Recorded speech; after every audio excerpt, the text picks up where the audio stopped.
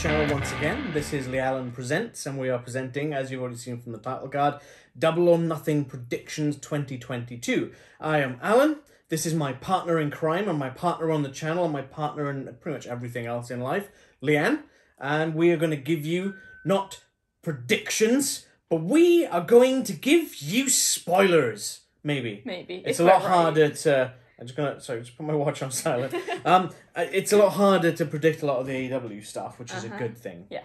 Unlike the last was a WrestleMania Backlash, which I got everything right. And then WrestleMania Hell in a Cell, which I'll probably get everything right. Yes, I'm sticking with the WrestleMania Hell in a Cell thing. They've announced another 2 matches for Hell in a Cell, which are direct rematches from WrestleMania and WrestleMania Backlash. So no.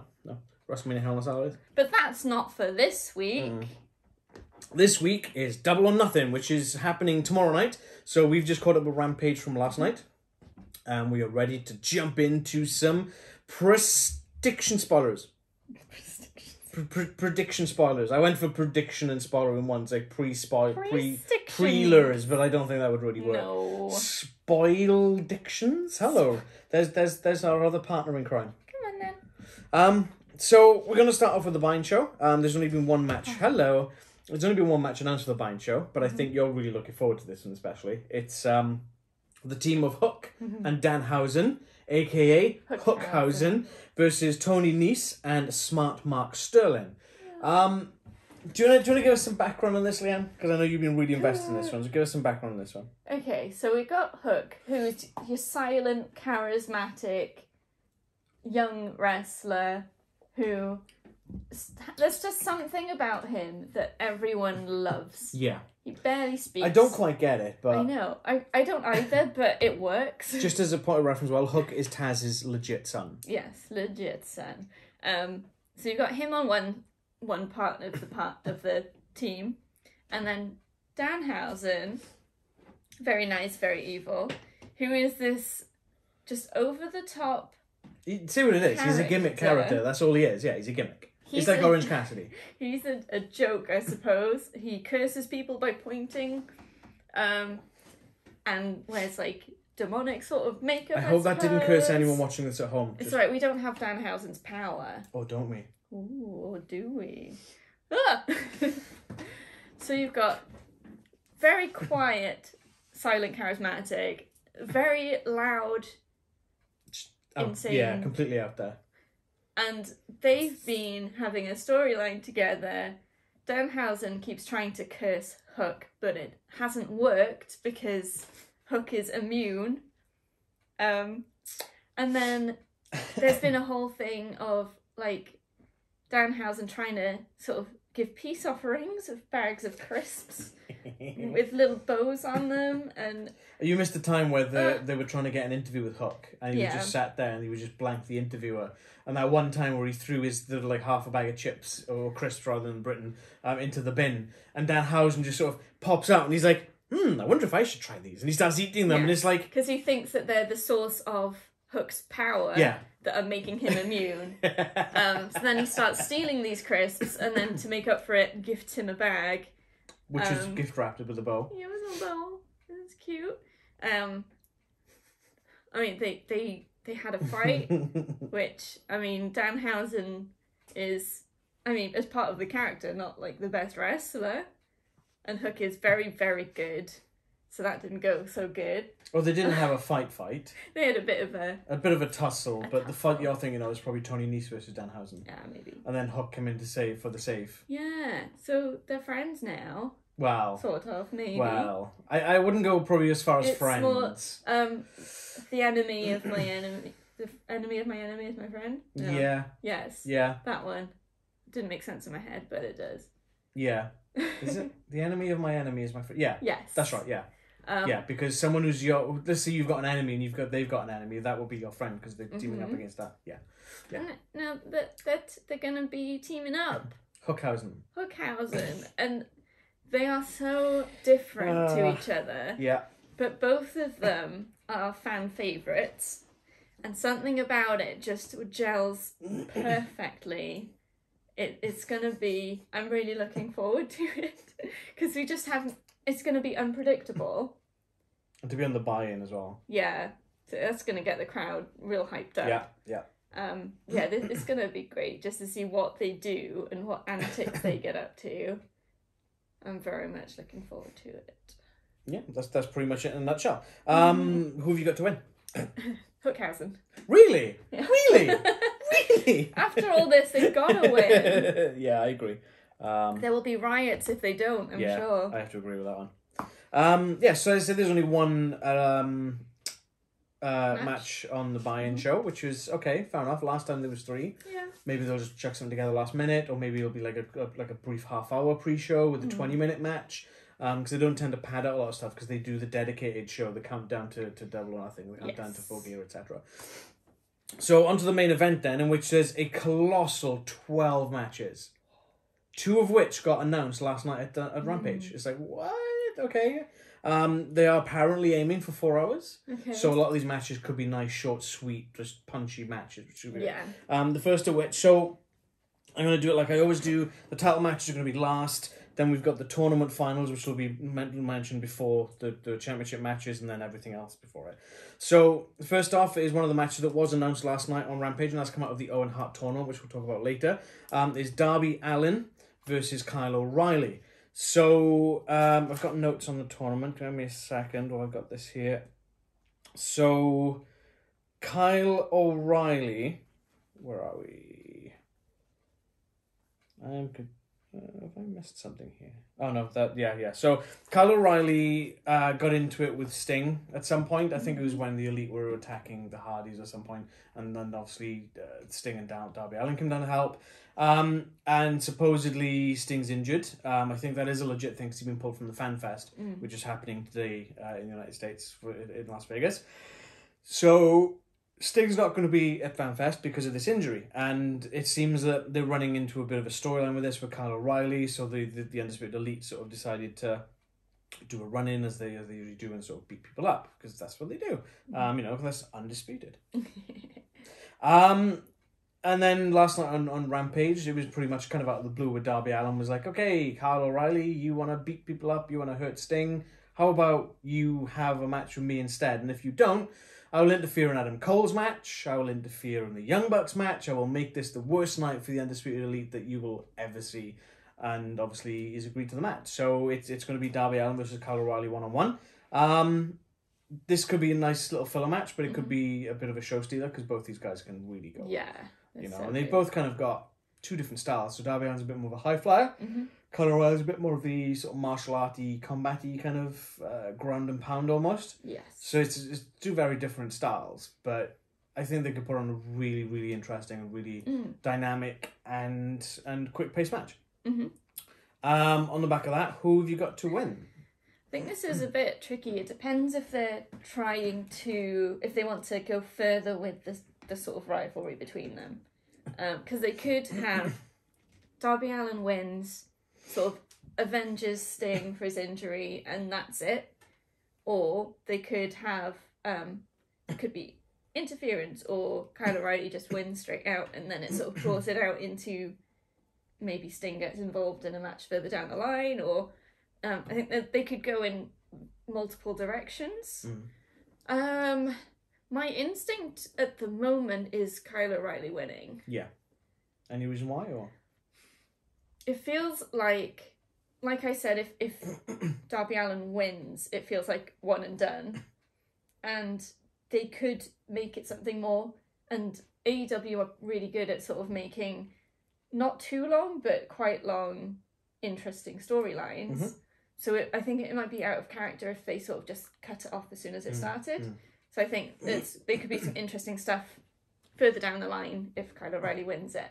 Yeah, I agree with that, and not because I'm an Undisputed Elite fan, but as you say, I think this would be weird for them just to have Darby Allin come in and steamroll over Kyle and be like, oh, well, I've got my vengeance, who's next? What do I do now? I think that Bobby Fish will get involved somehow, and then depending on the severity of Sting's injury, because they haven't really said what the injury is on any sort of outlets that I sort of read or visit, so I don't know what the injury is, I don't know the severity of such, but you could have maybe Bobby Fish interfere, and then maybe on Rampage you could do Darby Allin versus Bobby Fish, and then a couple of weeks later they'll be like, right, well I want you in a tag team match, and I've got a Sting's coming back, so it'll be Sting and Darby versus Red Dragon. Yeah. You know, and they would build towards that tag team match. I think that'd be great. Mm-hmm. So yeah, I agree. I think Kyle O'Reilly's got this one, just to as you said, to prolong that, the feud, to prolong the storylines, as it were. Oh, where are you going? Bye. Okay, so next up then, we've got not the first ever meeting of two teams in the history of the business, but the first meeting of these two teams in AEW, certainly. It's Nick and Matt Jackson, the Young Bucks, versus Jeff and Matt Hardy, the Hardys. So Young Bucks versus Hardys. The last time I can remember these two teams fighting was Ring of Honor. I can't remember the name of the event. It was just before WrestleMania where the Hardys returned to WWE. And it was a ladder match for the Ring of Honor Tag Team Championships, and the Young Bucks won. Mm-hmm. So, you know, Young Bucks technically have won that last match, so they purportedly they will have that edge over the Hardys in this one. This is going to come out of a bit of nowhere as well, but it's something that fans would always want to see, because the Young Bucks, definitely one of the best teams right now. Mm-hmm. Absolutely undisputed. No pun intended in that, but they undisputedly they are one of the best teams in the world right now.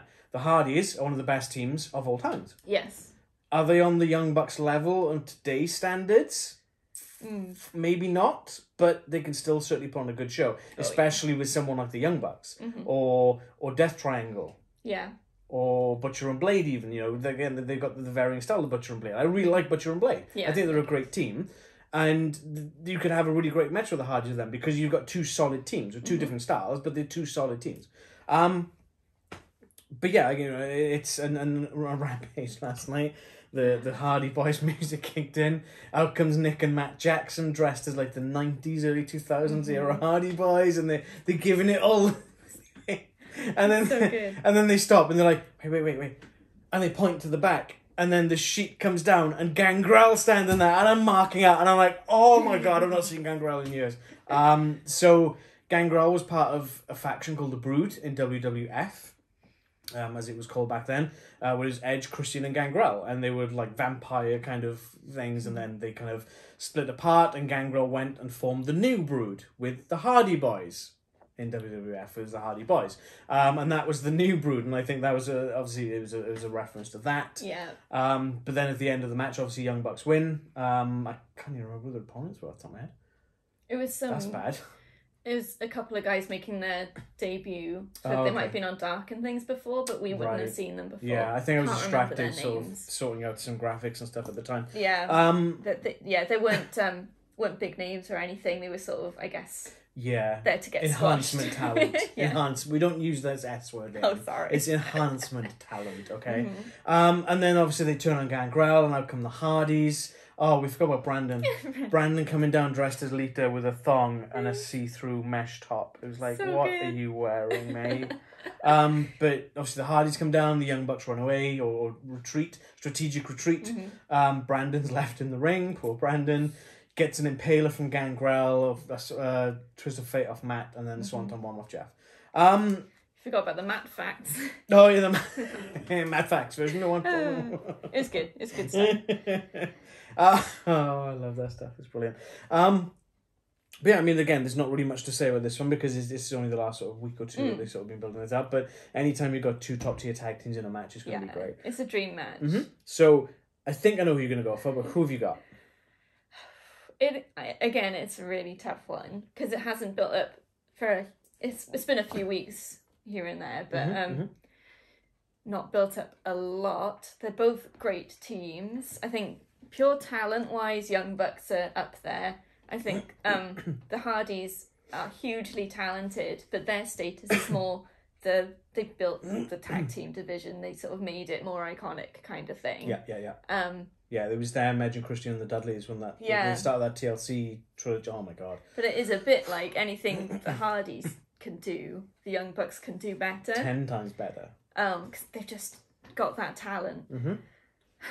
And again, both teams are both natural brothers. They're actual brothers. Yeah, it's not a gimmick. It's not a storyline. They are legit blood brothers. So I want the Hardys to win, but I feel like the Young Bucks might take it. But I don't know. I think it's going to be close, and it could go either way. But I think I'm going to say Young Bucks. Yeah? Okay. You're going to disagree now, aren't you? And throw me You off. know, I've been trying to figure this one out, and this is one of the hardest ones on the card to sort of call. It really could go either way, this one, I think. I'm going Hardys. I think I'm going Hardys. I don't know why, but something is telling me Hardys. Yeah. I guess the fan pop if the Hardys win is going to be huge. For sure. And from me too. Who's to say Red Dragon don't try and get involved and they mess up. Yeah. And they trip the wrong person or they get caught or whatever. Or Brandon's always at ringside. He could be a factor in this and he could be the deciding factor in this. But I don't know, I get the feeling the Hardys might take this one and start off a bit of a... Yeah, a bit back and maybe forth. a couple of chain matches. So yes, they could then do a thing with Red Dragon as part of it, and there's again so much that they could do with this storyline. Because I mean, we've obviously seen there's been tension between Red Dragon, who sided with Adam Cole sided with the Red Dragon mainly, and then the obviously the Young Bucks. Yeah. The speculation was that once Kenny Omega's healed up and better and back in the company, it could be the Undisputed Elite versus the Elite. So you'd have Kenny Omega and the Young Bucks against Red Dragon and Adam Cole. Oh, that's going to be good. And this could be the start of that split. Like, oh, well, you cost us that first match against the Hardys, and what do you think you're doing? And then the sort of the rift starts coming in. Adam Cole's coming in, he's playing Peacekeeper. Yeah. But then when Kenny comes back, he's like, nah, mate, get out. Interesting. I'm just looking forward to seeing Kenny Omega back. I'm not going to lie, but that's not going to happen anytime soon, so... Okay. Another match that was announced last night on Rampage. Good old Rampage. It's a 6-person tag match, an mixed gender tag match, rather. Sammy Guevara, Kazarian, and Conti are going to face American top team Scorpio Sky, Ethan Page, and Paige VanZant, who's making her AEW debut. Yes. The stipulation in this match is that if Sammy and Kazarian do not win the match, so that team, then they can never challenge for that TNT Championship again. So kind of like what Cody did originally. Ooh, said the band name. Originally when he fought, I think it was Jericho, and he said, if you didn't beat me, then you're never going to fight for the title again. And that's what they did. So I like Scorpio Sky. And I like the talent of Sammy Guevara. I don't particularly like the gimmick they're going with the moment with him and Ty Conti. I'm not a big fan of that. But I feel like we've seen these guys fight too much over the last month and a half. Yeah, it has. Like that title's just been boing, boing, boing, boing, boing, boing. So I know that I'm getting a bit ahead of myself here, but it's not a prediction. It's just who I want to see win. Yeah. I want to see American Top Team win this one. Just to stop having that, it's Scorpio Sky and Sammy Guevara again. Yeah. Because like Scorpio Sky was saying, that'll be it. That's the cut-off. That's done. But then on the other hand of it, we don't really see Kazarian doing a massive deal, though. I mean, obviously challenged last week, I think it was on Rampage for the TNT title, got screwed over big time. Yeah. And that sucked. That absolutely sucked, because Kazarian's been one of my favourites since I first saw him in Impact Wrestling, or TNA Wrestling, rather, back in like the early 2000s. He's fantastic. You know, the heavy metal rebel. Yeah. But then on the side of that, you could have Kazarian go, well, you said that I can't challenge, but there was one other member of SCU, and then Christopher Daniels makes his return.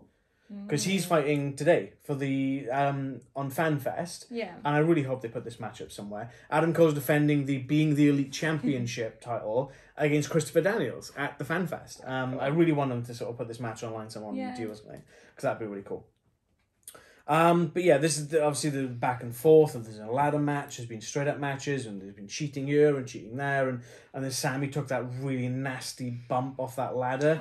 Yeah. He did that sort of 450 corkscrew and just landed flat on his back off like a what was it, like 12-foot ladder, I think it must have been. It was so close to being a real injury. Yeah, you could see it winded him really bad, and he was like, and everyone was just like, this isn't good. Even Scorpio was like, I'm going to stay down for a minute. But then, obviously, he's alright. Obviously, he's robust. But then they stole the TNT title, and they smashed it up with Kazarian last week. Yeah. It was 2 weeks ago on Rampage, that Kazarian lost the match, and then his last week they were bashing the title with a sledgehammer. Yeah. And then what's his name? Dan Lambert is like, oh, don't worry, I'll get you a title. And to be fair, that title they showed last night at Rampage was quite nice. Sparkly. When you see pictures of it online, it looks brown. it's because of the lighting. It's actually gold. Yeah, it looks good. It does look really nice, yeah. And that film. purple ribbon as well. Yeah. And purple's my favourite colour. So that was really nice to see that. Paige VanZant, I'm interested to see how she does in her first match. Yeah, because Ty Conti's a really good athlete in the ring. And I think that they both bring a lot of fire to the styles. Obviously, Paige VanZant's a former MMA fighter. I don't know if she still does it or not, but she's obviously not a slacker in that sense. It's not her first time in a ring of some sort. So it could be interesting to see where we go with that. Yeah, definitely. I'm a bit dubious about this. I think the way the characters have been going, I feel like I wasn't mentally ready for Sammy turning heel. So the whole thing with, and it was the crowd that did it. Yeah. The crowd just started booing him. But with him and Ty just like making out all over the place with a lot of visible tongue, which is disturbing, and then just like being horrible.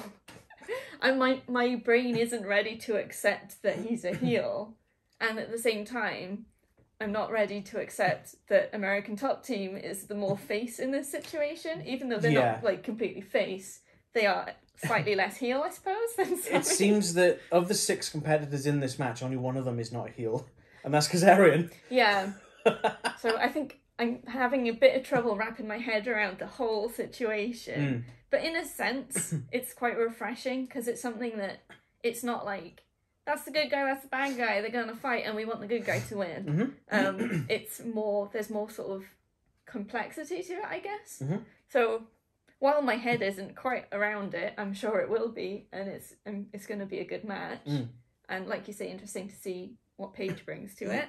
I think she's going to be vicious and pretty cool. So shame they didn't put this in a steel cage, because they got Ethan Page and Paige VanZant in a steel cage.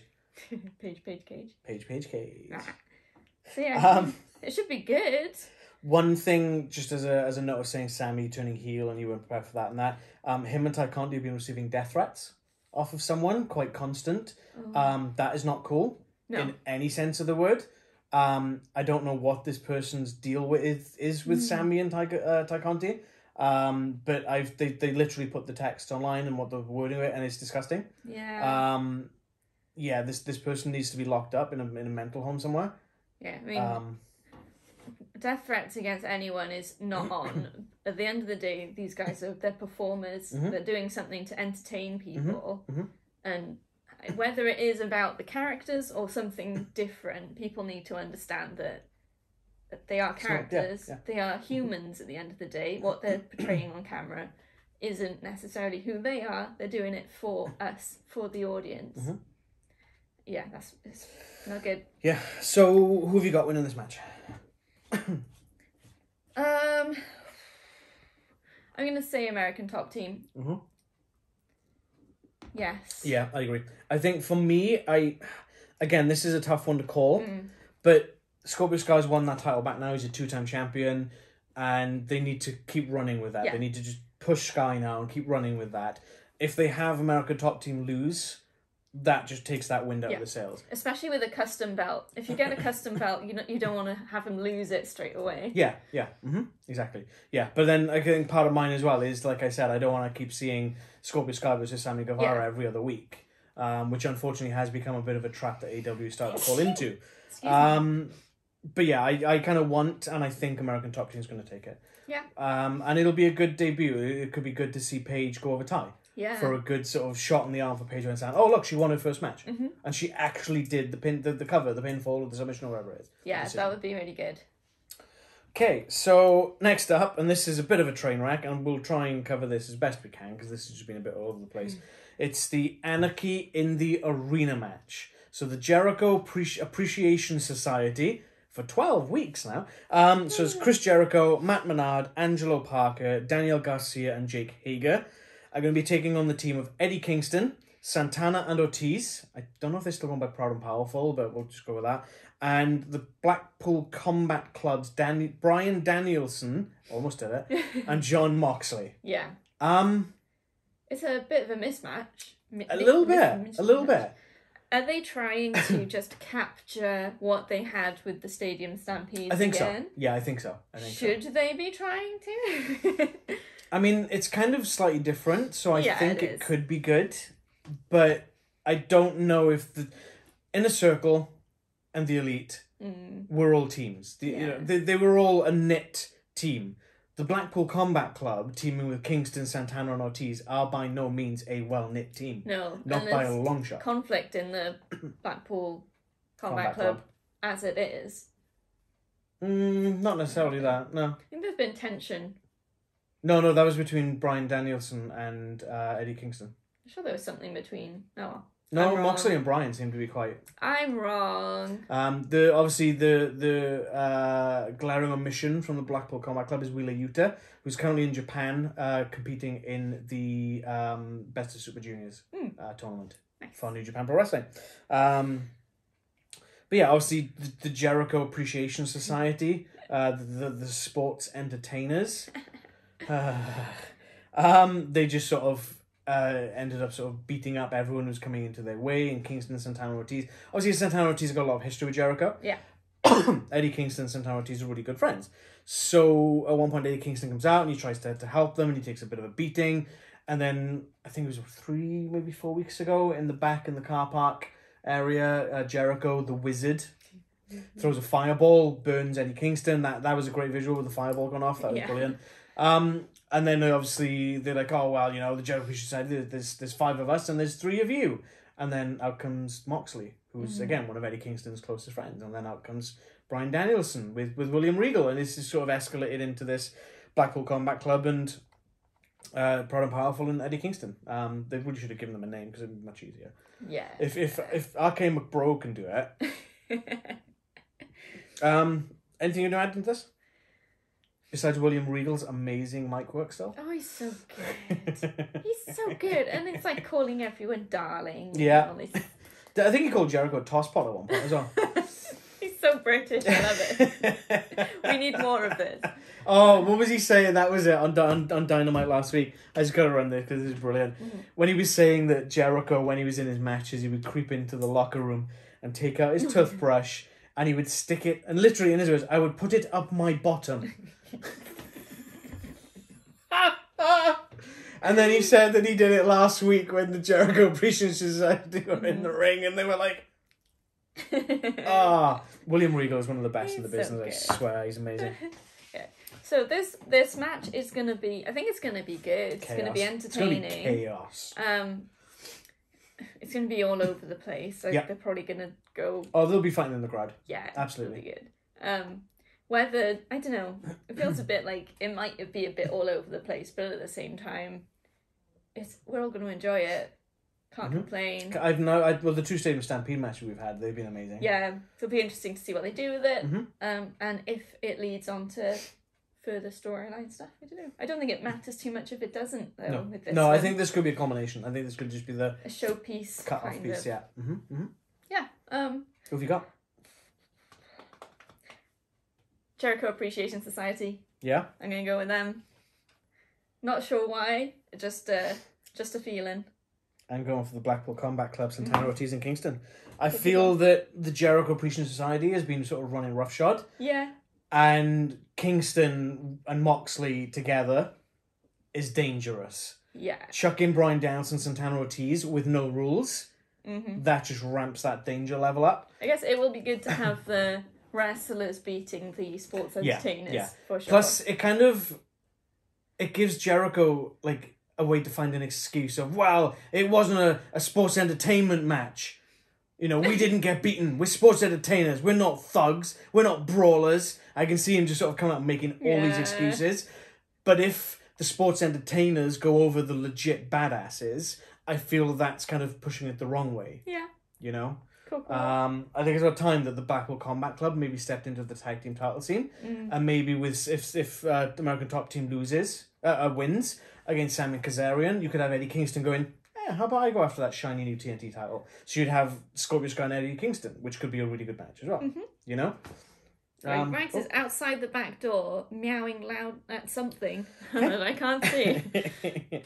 So next match then is another trios tag team match. So we have Death Triangle. So that's the Bastard Pac, Penta Oscuro, and Rey Fenix, who just returned from his injury, versus the House of Black. So that's Buddy Matthews, Brody King, Malachi Black. again, kind of going back to what we were saying earlier about Scorpio Sky and Sammy Guevara, I think AEW is starting to slightly slip into this trap that WWE is in, where they show the same matches quite a lot of the time. Yeah. Now, people will argue, well, we haven't seen Death Triangle in its purest form versus the House of Black. Mm-hmm. True, Ray Fenix got injured in January, and obviously the House of Black hasn't been a thing since he was injured. Yeah. So there's always been a third person who's been involved in the match with the Death Triangle. But I feel that this has to be the very last one. Yes. Because if they just keep stringing this out, it's just going to take all the sales away from all the wind from the sales of both teams. Yeah. Yeah, you're right. You know? Both teams, they are different, but sort of have a similar feel in a way with the quite... Well, Penta Oscuro definitely. Yeah. The other two I'd kind of argue. Yeah, I suppose. I guess that Penta Oscuro has been the showpiece of the team for a while, so that sort of sinister, dark tone has been at the forefront. In a way that sort of makes the two teams match well together. But yeah, like you say, I think if this is the sort of culmination of the storyline, the end of it, then that's probably the best move. So, just spit. Okay, so just we're gonna spin this a little bit here, right? Okay. Who do you think's winning? I think House of Black. Yeah, absolutely agree. Yes. House of Black's winning this one. Rags, you're covered in dust. Oh, where have you been? So on the back of that, right, who's to say that Phoenix or Pac don't take the loss, right? So they take the lose over, say, Malachi pins him, for example. And then Penta kind of loses it, starts beating them two up, and then pledges allegiance to the house. He has taken the Black Mist, hasn't he? I'm not sure. Why do I have a I don't feeling he remember. did? I know that Eric Redbeard did during the last Trios match. That was at the last pay-per-view. Was at Revolution. I can't recall. I'm itching for them to pull the trigger on Julia Hart as well. Oh, I know. They almost did. It was so close. But that could be really cool for him to just... Because he would fit in well with the House of Black. Yes. Because he's already got that dark side with the tombstones and stuff. So who's to say he doesn't get hit with it here, but doesn't take the loss? Yeah. So Malachi sprays the Black Mist at him quite early in the match, maybe. And then you can kind of maybe changes his mannerisms for the match as if it's affecting him quicker than most. Yeah. And then when Phoenix or Pac lose, he just like... Yeah. Okay. That could be interesting. That could be interesting. That could be good. Just increase the House of Black. I think this match is going to be great. Oh, yeah. The last one they had with Eric Redbeard was phenomenal. And be a barn burner. The biggest difference with this one is they haven't really got a big guy like Eric Redbeard this time. So Brody King is literally the biggest man in this match. Yeah. And he's going to be tough for the others to take off his feet quite a lot. You know? I mean, Pac is muscle, but he's short. Yeah. Phoenix isn't really muscular, but he's a high flyer. Flippy business. So Penta's like probably the biggest of the Death Triangle. Yeah. And I want to see Alex Abrahantes get hit as well. Yeah, get rid of him. At least he's lost the cape now. Yeah. Okay, so the last non-tournament or title match that we've got is Maxwell Jacob Friedman, Salt of the Earth, or so he claims, versus Wardlow. Oh boy, has this been a roller coaster. It's been a long time coming. For like, what, 3 months this has been playing out? But the build-up for this, it hasn't felt really like drawn out and overextended. It's been done quite well. Yeah. And the fans have been loving it. Yeah, I have. I have. You know, seeing like Lance Archer and Wardlow, great match. Yeah. Seeing William Morrissey come in from Impact Wrestling, former Big Kaz, if you know who William Morrissey is, from WWE, coming in, and you know, he's 7 foot tall, and you can't teach that. Against Wardlow. And just then the steel cage thing and the whipping and this has been a great build-up. And then we're finally getting it. I don't really want to go back through all the stuff because it would probably take us a long time to sort of... Yeah, and we got a lot of matches to get through. But it basically started from when the MJF was fighting CM Punk at Revolution, and Wardlow put the ring in the ring for CM Punk to use on MJF because he was getting fed up of MJF's badgering. Abuse. Abuse is probably the right word for it. So the stipulation with this match, actually, before we get any further in, is Wardlow cannot sign with AEW if he loses. He will remain under the employ of Maxwell Jacob Friedman. However, if he wins the match, he's a free agent and can sign with AEW.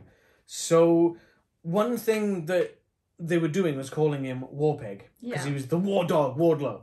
And now MJF's taken to call him the Warpig. And I said to you, I think it was like last week or the week before, we were watching one of the episodes of Dynamite, wouldn't it be really great if they went to Black Sabbath or the record label and used Warpigs as his entrance music? And you'd have Judas would be probably thrown out of the window because everyone's starting to hate Jericho. And then everyone would just be singing Warpigs on Wardlow's entrance. Because that is an iconic Black Sabbath song. Yeah. Oh, that'd be great. It could be very good. That'd be great. Because for ages now, he hasn't been allowed to use his own music. Yeah, he's been coming out in silence, handcuffed, with security. But even that's been great. But the crowds have been chanting Wardlow. And yeah, because they are 100% behind Wardlow. And everyone is looking forward to seeing Wardlow unleashed on MJF properly. Oh, it's going to be nuts. He's going to run like a scalded dog, and you know it. He's going to run. He's going to try and cheat. But I really think that this is the one where Wardlow is going to win. Oh, yeah. I absolutely agree with that. So I'll just mark that down. Yeah, I absolutely believe that Wardlow's going to win. Yeah. I wouldn't be surprised if somehow Sean Spears ends up costing MJF the match. Yeah, quite possibly. I mean, kind of like we saw in the cage match. So last week on Dynamite, they had a cage match between Sean Spears and Wardlow, and MJF was the referee. Obviously, MJF wouldn't count the pinfalls when Wardlow was covering Spears. He would fast count when Spears was counting Wardlow. But Spears went to hit Wardlow with a chair. He ducked out the way and crowned MJF face first with it. And it looked like proper hit. He didn't get his hands. It was like crunk, and he's going to thud, and that was really great. That was brilliant. But then obviously the ref came down, counted the pinfall, and that's where we get the match from. But who's to say something like that doesn't happen? Yeah. So let's say a ref bump occurs. Spears comes in with a chair, goes to hit Wardlow, he ducks, crowns MJF. Whoops. So then from here, MJF's like, well, I didn't technically lose the match. I was screwed. I was cheated. Spears, you're the one that cost me the match. There's no more Pinnacle. Yeah. Because, I mean, FTR have pretty much said they don't want anything to do with the Pinnacle anymore. Not in so many words, but that's what it seems like. And Wardlow's definitely out of the Pinnacle. Yeah. So it literally looks like it's just MJF and Sean Spears left. He's going to be on his own. But then you could build that as the next feud. Sean Spears versus MJF. And that could be great. I feel that Sean Spears needs a bit of a platform because he's brilliant. He's a really great athlete, and they don't really give him that spotlight. No. So this could be a really good way to springboard that. Yeah. It's going to be a good match. It's going to be fun. MJF is great. He's like so good at making people hate him. Yeah. And his sell jobs are just on point. Yeah. So yeah, I'm very much looking forward to this. It's going to be good. Yeah, it should be really good. Yeah. Okay, so next we've got the 2 tournament final matches for the Owen Hart Foundation tournament. There's a men's side and a women's side of this tournament. So first up, we've got the tournament final for the women, and that's Dr. Britt Baker, D.M.D, versus Ruby Soho. I did make a note of all the people who got beaten for going to the tournament. That's going to take too long, so I'm cautious about this video going too long, so I don't do that. So, I mean, it's been a tournament. It's there's been a lot of really good matches for this, to be fair. A lot of surprise finishes, especially Toni Storm being beaten by Britt Baker. That was a bit, wait, what? Yeah. But yeah, I mean, this could be a really good match. We've had Britt Baker and Ruby Soho before. Not long after Ruby Soho joined the company last year. But I feel that Britt Baker's maybe getting too much exposure. Yeah, I think she's sort of been in the spotlight for a long time. Yeah.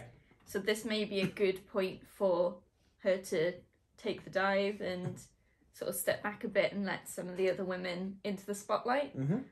I think the women's roster isn't nearly as strong as the men's in AEW, and maybe doesn't get as much of the same treatment in terms of storyline and sort of matches. And this tournament has really been a great opportunity to showcase a lot of these women.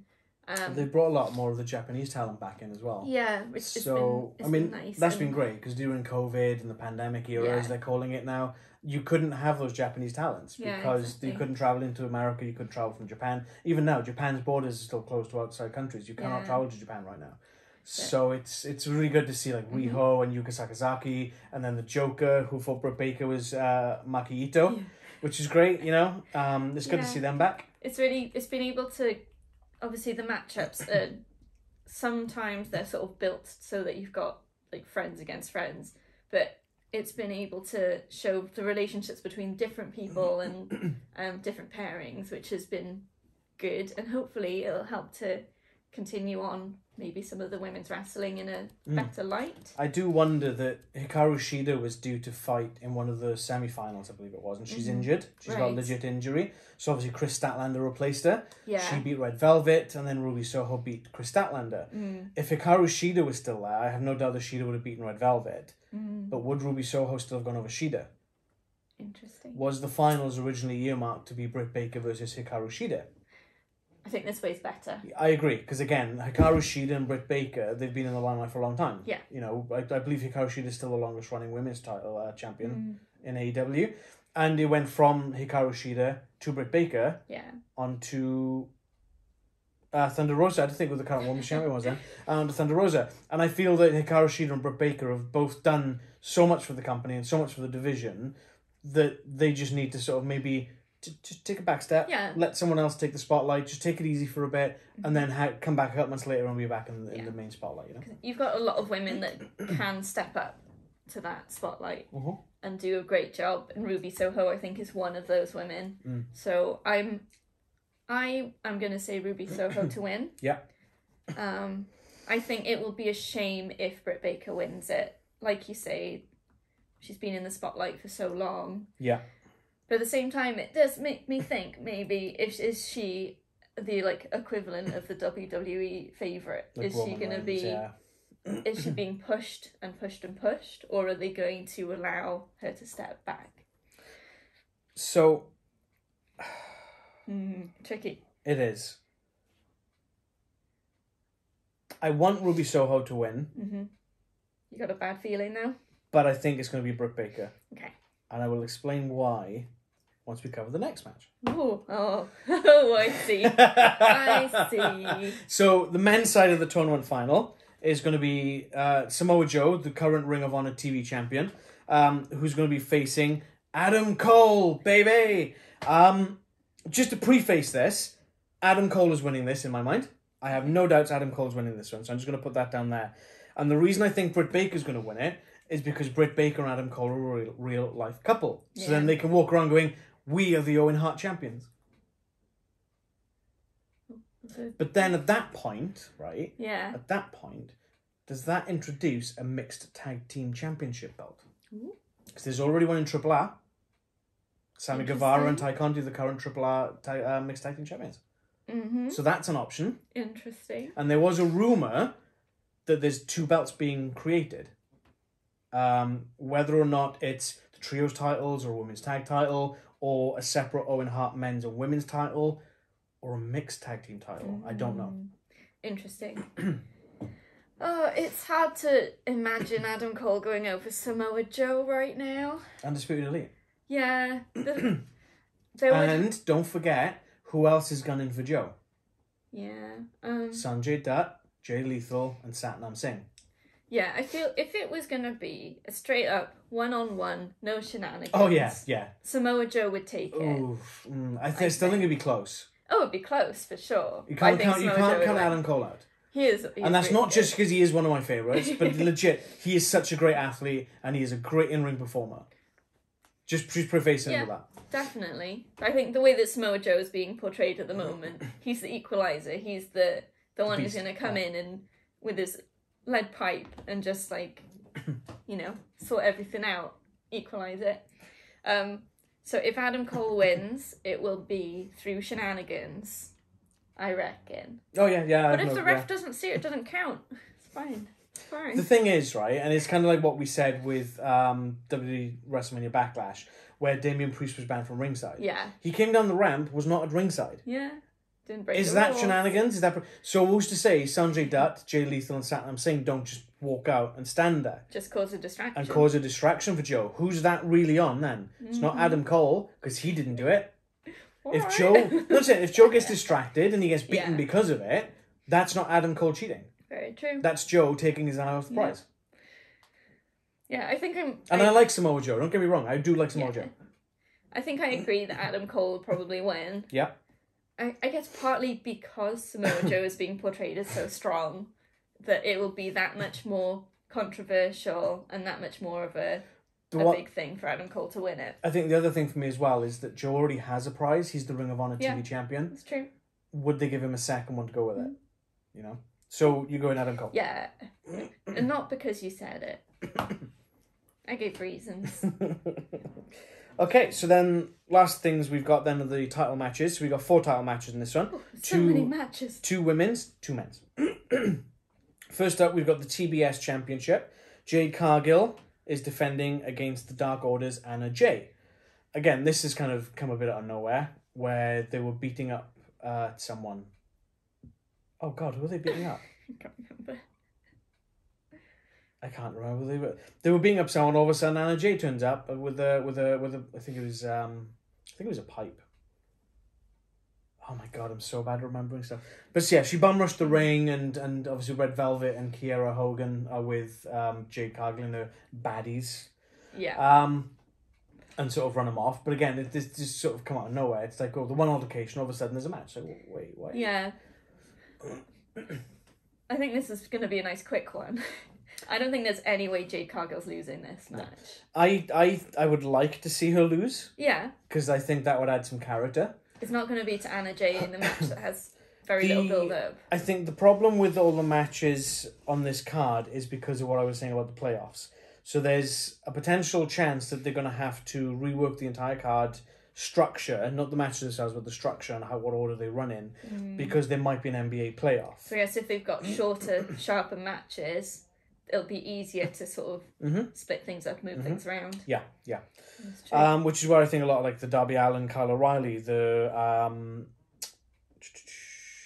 Jay Cargill and the Jay matches come from. Yeah. I think you could have easily had like 8 or 9 matches on this and it would have been comfortable. You could probably take Death Triangle House of Black off. Yeah. As much as I really like both teams and them. Darby and Kyle O'Reilly could definitely been dropped. Young Bucks and Hardys could have been built better and a bit more of a longer burn, ready for maybe Forbidden Door next month. Yeah. You know, there's another event next month. Yes, it's a New Japan AEW crossover. Doesn't necessarily mean you have to have just AEW versus New Japan or New Japan all the time. You can have multiple different things on that. So they could have just done that. Yeah. But yeah, as you say, Anna Jay, I don't think that she's going to be winning this. No. As much as I would like to see Dark Order come back to some sort of prominence. It would be good. It's not going to happen. No. Like, they're teaming up with Fuego to fight the House of Black. Yeah. They're just like, they seem to be used as a filler now. Yeah. Dark Order. Yeah. They're not even getting as much screen time with their like funny bits. They're just sort of, someone needs help, so they're going to team up with them for a bit. Yeah. There you go. Which is a shame. Yeah. You know, when Brody Lee was still with us and he was leading the Dark Order, that was great. I guess it's just really difficult to make it what it was, because it can't be what it was without Brody. No. The only way you do that is I bring someone else in who was like Brody. Yeah. And there's only one other person I can think of that could do that. And they're not going to do that, I don't think, because apparently he's charging too much. Do you know who that is? It's Bray Wyatt. It's Bray Wyatt. Imagine Bray Wyatt coming in and going irate on the Dark Order. You're basically pissing over the memory of Brody Lee. Yeah, it could be really good. You know? Cool. Okay, what's next? Next up, we've got the Tag Team Championship match, which is a triple threat. So we've got Jurassic Express. Yes, I'm still calling them Jurassic Express. Yeah. Versus whose house? Swerve's house. Swerve Strickland and Keith Lee. And they're facing off as well against Team Taz. Powerhouse Ricky Hobbs. What? Powerhouse Hobbs and Ricky Starks. I just completely messed that up. Swerve's entrance music just makes me laugh all the time, because it's just like there's a little voice going, Swerve, Swerve, Swerve, Swerve. It's a bit cheesy. And then Keith Lee's is just I don't know. I'm still on the fence about Keith Lee. Yeah. Everyone's like, oh my God, Keith Lee's so good. Is he though? He's just big. Look how much weight he's put on. He can't really go in the ring. He did something. He hit the outside of the ring a couple of weeks ago, and he looked gassed. He was like, it's like, geez, mate, where's your ring shape? Isn't it? You tried to do a jump over the top rope thing. You sort of like tumbled over. I think that was it. Yeah. I think that was it. It looked like he gassed himself by doing that one thing. Yeah. So, mate, come on. Jurassic Express. They've gone downhill. Yeah. They need to get rid of Christian Cage, I'm not going to lie. Christian Cage just seems to be treating them like crap. I know. He was like proper bad-mouthing Jungle Boy, wasn't he, after a loss? But then like hugging him, he's like, I don't know, a bit abusive. It's kind of funny though in that sense. Yeah, but yeah, I think, like, who's to say Christian Cage isn't scouting for a tag team partner? Yeah. And then he'll turn on the Jurassic Express. Yes, those are home. I know they're not technically called Jurassic Express anymore. I don't care. They should be. That's what I've always going to call them. And I still hate the fact that Luchasaurus comes out with that stupid theme song. Yeah, that should be Jungle Boy's music. Yeah, not Jurassic Express. No. Yeah. Swerve, fantastic. Yeah. He's had some really great matches. He hasn't been there for long, but he's really made his mark. He really has, yeah. Keith Lee, we'll just spoil about Keith Lee. And then Team Taz, they seem to be getting a lot of fan favour at the moment. Especially Ricky Starks, especially when he grabs a mic and everyone's like, oh! I think it helps that he's been on commentary desk a lot. He's really been able to show his mic work and get his character across. And I quite like Powerhouse. I kind of like Powerhouse Hobbs. He's big, he's meaty. I feel like he's what Keith Lee should be. Yeah, exactly. And he has literally said he wants to be the first African American AEW champion. Oh, that's cool. Yeah. And I think that would be a great position for him. I think to give him maybe another year or so, I reckon he's ready to bump into that title picture possibly. Yeah. He's definitely been building and improving. And oh, absolutely. Yeah, he's on his way up for sure. Yeah. Absolutely agree with that one. So I'm assuming this is going to be only 2 people in the ring at any time. Not like a proper triple threat match. I kind of hope it is a proper triple threat match, though. Yeah, that'd be cool. Because a triple threat match has 3 people in the ring. A triple threat tag team match should be 3 people in the ring and you tag your partner. Yes. Not 2 people in the ring. Otherwise, it'd be a 6-man tag rather than a triple threat 6-man tags, 3 on each side. I guess it would be a fatal 3-way? I don't know. It's we'll weird. see. We'll see what they do. Yeah, I kind of hope it's the 3 people in the ring at any given time because they just add that extra element of fun and chaos, and I think that's brilliant. Who have you got on this one? I'm struggling to know who to call for this one. I think that who's champions now? Jurassic Express. Jurassic Express. I think it's with how their team is at the moment, they should drop it. Yeah.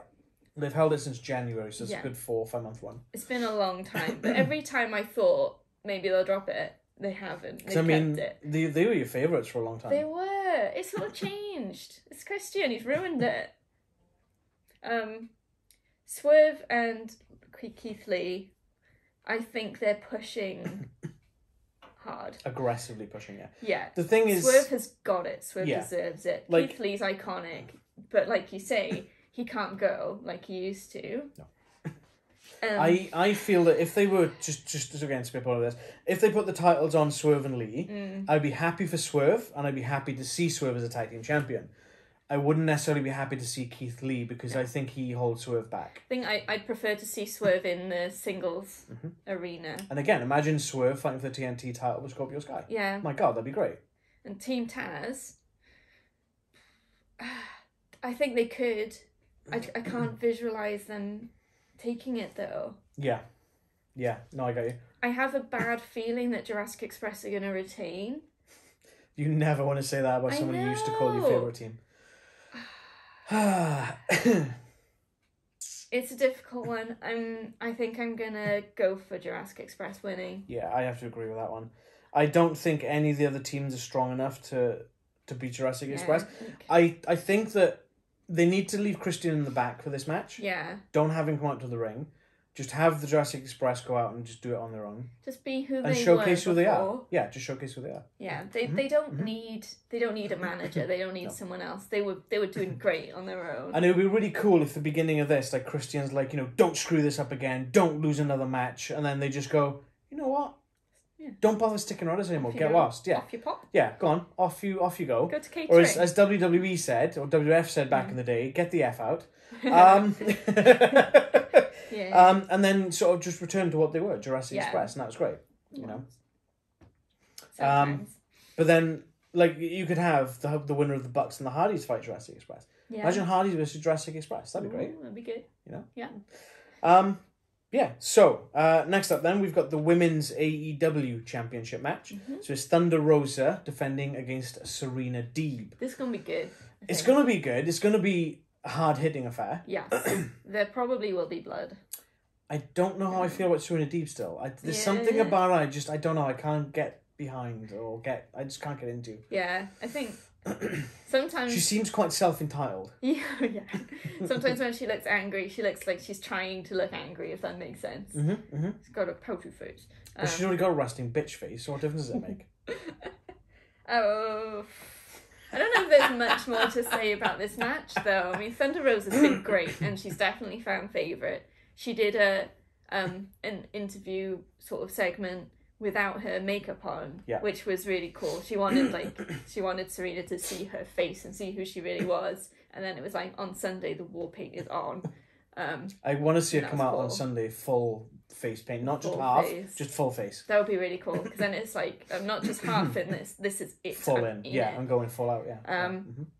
She's awesome, and she's just so cool, and I love her look, and I love her character and her attitude.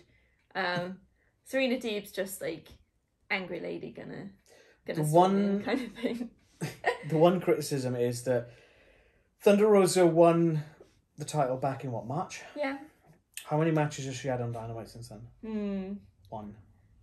She's had 2 Not title many. defenses. One on Dynamite, one at Battle of the Belts 2. I can't really remember who she fought on Dynamite, but it was Nyla Rose at Battle of the Belts. Yeah.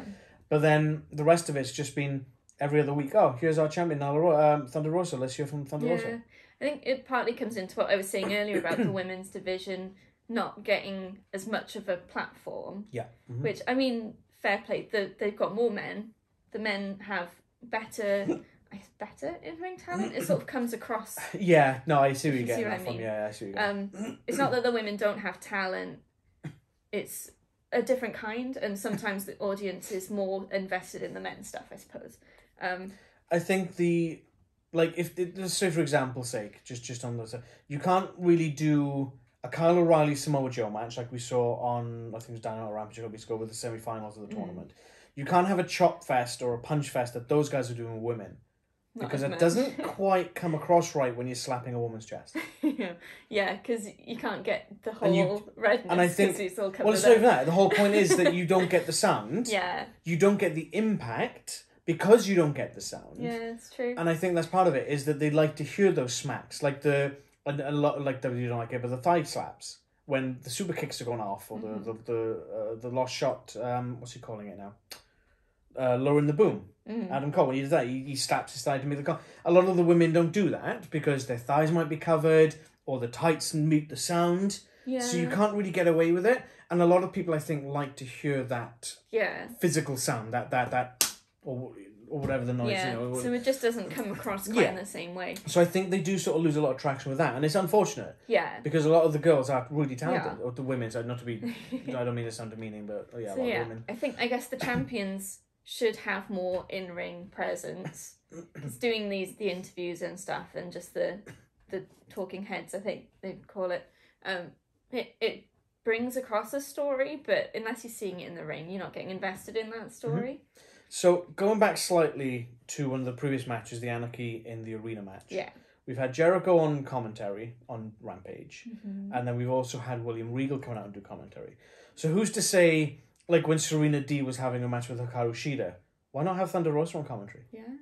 You're giving her that spotlight on commentary. Jericho's not in the ring every single week, but you hear him on Rampage every week. Yeah, that's very true. Need more women on commentary. Yeah. I know they sometimes have someone... I think Ruby Soho was she was on commentary a couple of weeks back for one of the Owen Hart tournament matches. But yeah, I feel that will be another way to gain a presence for the women, is to put them on commentary. What's good about this is you have got quite a balance of men's and women's matches in this pay-per-view. It's not completely balanced, but you've got 2 women's title matches and 2 men's title matches. You've got the 2 tournaments, that's 1 each. Yeah, so that's half there. Yeah. The other matches are... Most of them are men's, but you have got Paige, VanZant and Conti in that mixed tag match. Yeah, so they are getting a showing in the pay-per-views, which is better than WWE. But yeah, so I guess going back to this Sasha match... Banks and Naomi. Oh! Let's get back to this match, because we're dragging it on a bit. You brought that Sorry, up. my bad. Thunder Rosa to win. Yeah, agreed. I will be upset if she doesn't. She's going to brutalise Serena Deeb. I don't care who Serena Deeb thinks she is. She's going to get brutalised. Cool. Okay. So that brings us on to the last match, the main event. Sorry, hang on. There's been enough talk. It's time for the main event, as Mark Henry would say. Oh, that's so good. I love that little thing. So, next up then we've got the AEW World Championship, which is Hangman Adam Page defending against the best in the world, CM Punk. It's the match of the night. Match of the night. At least in terms of build-up and anticipation. Yeah. Those promos they've been having back and forth. And like Punk using the buckshot lariat and calling it the Punk shot lariat. And then Hangman using the GTS. It's like, oh, they're doing this to really rile each other up. Yeah, they're in each other's heads, but I think CM Punk has the edge. Oh, he definitely has the edge. He really has the edge. He is so far in Adam Page's head that he is living rent-free for life. The build-up's been great. Lots of talk, lots of brawling and showing each other what you got. Being on commentary while the other's in the ring. So, like you say, getting that exposure and scouting each other out. It's going to be a good match. I mean, what do they call it? It's a front row seat. Yeah. That's what they like to call it. I mean, it's not with AEW because the commentators, that's not the front row. But it's being there, feeling the arena, feeling the fans. Yeah. The energy and the atmosphere. I couldn't think of the word. The atmosphere and the energy from the fans and how that's going. And you've got the monitors and you've got the play-by-play by Excalibur and the analysing by Jim Ross and that. And it's a great way to do it, just sitting at the desk and watching the matches. And again, I think the women's division could really benefit from that. Definitely. So, Hangman has been a good champion. Could have been better. Yeah. Could be had more defences in there, probably. He's certainly not the worst champion. I think he's come a long way. He's probably had more championship matches than Roman Reigns. Controversial. Factual, I think, is the word you're looking for. CM Punk has been a regular feature since he arrived. If he hasn't got a match, he's doing a talky bit. Yeah, and I love the fact that it's CM Punk versus not just like your Hangmans and your Bryan Danielsons or the top tier guys. It's Dax Harwood. He had a great match with Dax Harwood. He's had matches with the lower... I think he had one with Dante Martin. Yeah. It's not just going, oh, right, I want to fight with all the big dogs. It's, I want to fight with whoever wants a fight. I love that. It's felt a little bit like AEW is chasing that pop. Because obviously when he came out that first time, it was huge. CM Punk's a draw, yeah. Yeah. Why wouldn't you? The pop's gotten slightly less as he's become more of a feature. And I think this match is sort of, I guess, the culmination of that. And from here, it might become more of a normal level presence in the company rather than the feature piece. Apart from, if he gets that championship, he's still going to be everywhere. Yeah. And I think he's going to get it. You think he's winning? I think he's winning. I absolutely think he's winning. In terms of in-ring talent, I think he's got the edge. Yeah. In terms of mic presence, he's definitely got the edge. 100%. Pipe bomb. He is in Hangman Adam Page's head. More than, because Hangman has tried to get in CM Punk's head. It hasn't worked. But yeah, I think he's going to get it. And it's going to be a very good title reign. So, okay, here's your... No, I agree. Absolutely agree. But there's one thing I've not mentioned, and you're not as up on CM Punk and all the history and stuff, right? Okay, so CM Punk, when he first won his Ring of Honor championship, he was a face. Yeah. As soon as he won the belt... flipped to a heel. CM Punk, when he was chasing the WWE Championship, was a face. As soon as he won it, heel. Like a disgusting heel. Yeah. Like MJF level heel. Oh, yes, please. Now, you say, like, Punk gets the title, and he's like, yes, yes, yes, he's going to stay face. No, what if they flip him heel the very next show at Dynamite? And then I was wondering, is he going to be like one of these champions that's like open challenge, I'm going to be a defending champion, or I guess if not, he's going to be get to the back of the line. I really like Punk as he is now, but flip him heel and he's just going to... Yeah. Ooh, but then you could even have him and MJF have an uneasy alliance. Yeah. I see. Because if MJF's on his own, he'll be looking for someone to tag and you could just say, well, I saw what MJF was talking about. After I beat him, I started thinking, and I can see exactly what he's talking about. You people are marks. You people are idiots. Just slag off the fans big time. It's going to be real interesting. Yeah. It's going to be a good pay-per-view. Yeah, this is stacked. It is so stacked. I'm hoping that it won't feel like the matches are rushed, because there's so much. You can say it. You don't want it to feel like WrestleMania. I don't want it to feel like WrestleMania. It's, what did you say, 3 hours, 4 hours? They're looking at about 4 hours for this event, yeah. It's a long time, and there's a lot happening, and I think some of those smaller matches are going to be easily forgotten. I hope that some of the smaller matches actually stand out more. I hope so. That's what I hope. Yeah. I feel I will need multiple cups of tea throughout watching it, because otherwise just take the kettle food for the living room, right? Yeah, that sounds good. We'll go to town, buy a little mini fridge for the milk. There's going to be some real show stealers in there, and I think it's going to be hard to tell which is the favourite match. Looking at this, I can't even tell you what I'm looking forward to the most. I think if I'm looking forward to my favourites, it would be the House of Black match. Yes. But I don't think that's going to be the best match of the night. No, probably not. Not knocking any of the guys in that match. But there's just such a high bar here, isn't there? I think that the Owen Hart tournament final for the men's side could be the show stealer. Mm-hmm. Samoa Joe and Adam Cole. Yeah. Yeah. Just as a quick side of the Owen Hart tournament, it has been 23 years since Owen died. This literally about 6 days ago. As we record it, what's the date today? It's the 20th, so 5 days ago. It was the 23rd of May, 99. I remember I was in school, and I was literally in the middle of my GCSEs at that point. Yeah. And I used to get up really early in the morning, because I used to record it off Sky. So I always used to show the pay-per-views for free on Sky and Sky Sports. So I'd record them, get up early, and watch. I'd fast forward through some of the matches, like the lower cards, and watch the big match, and then get home in the evening and watch it all. But I remember seeing that, and that was very distracting when you're so big into the entertainment of wrestling, and then you go in and try and do exams and stuff, and it's like that's just stuck with me. Always remember that. It's hard. But I really like that they're doing this for Owen Hart. Yeah. And partnering with the Owen Hart Foundation, and having obviously Dr. Martha Hart there as well. Owen Hart's widow.